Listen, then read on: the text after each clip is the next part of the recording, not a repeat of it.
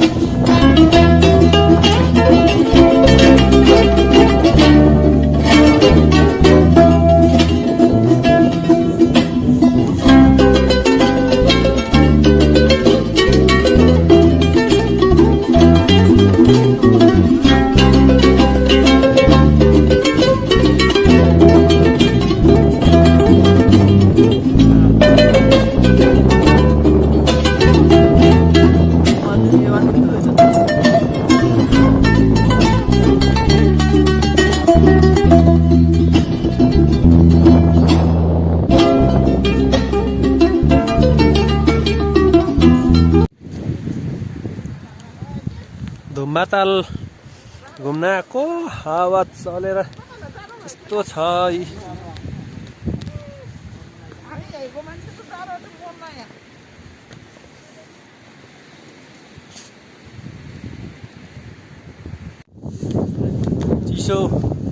चिसो भएर कपाल त यस्तो ठडिएको, तल झर्दै झरे छैन के साह्रो हो।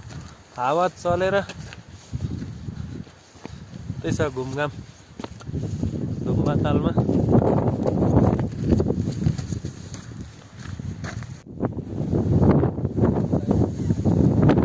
यस्तो छ धुम्बा लेक अहिलेको अवस्थामा। तपाईहरु देख्नुहुन्छ है त, पानी चाहिँ एकदम निलो सफा छ।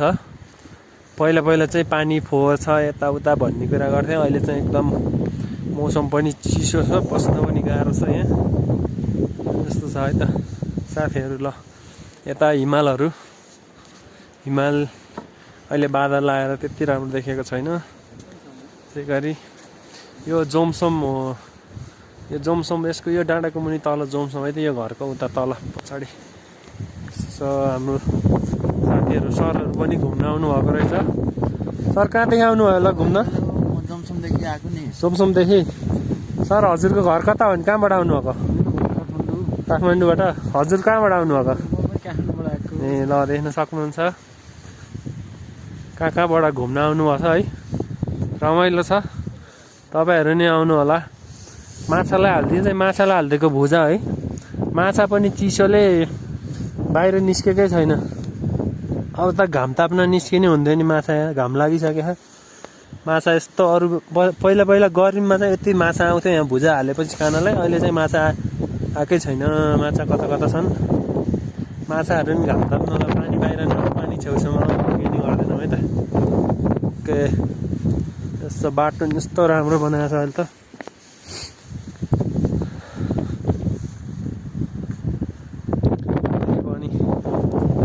पानी हावा चलेर यस्तो लहर चलेको पानीको। साथीहरु म चाहिँ यो काठमा चाहिँ हिँडेर आउँछु है त।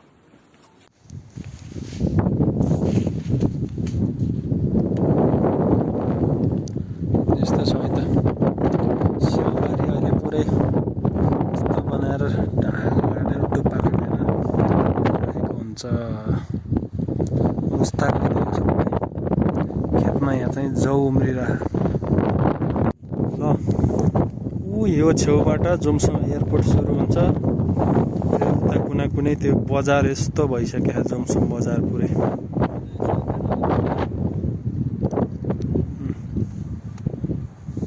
यो चाहिँ आर्मीको ब्यारेक माथिसम्मै छ उ बजार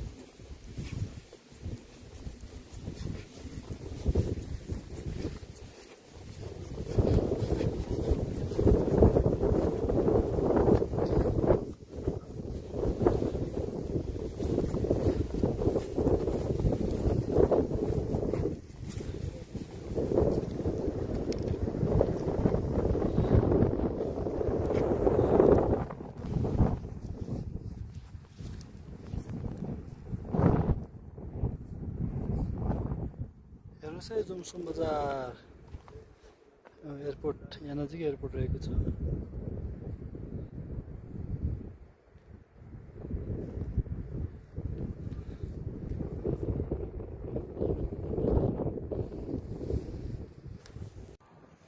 यो चाहिँ आर्मीको ब्यारेक माथिसम्मै छ उ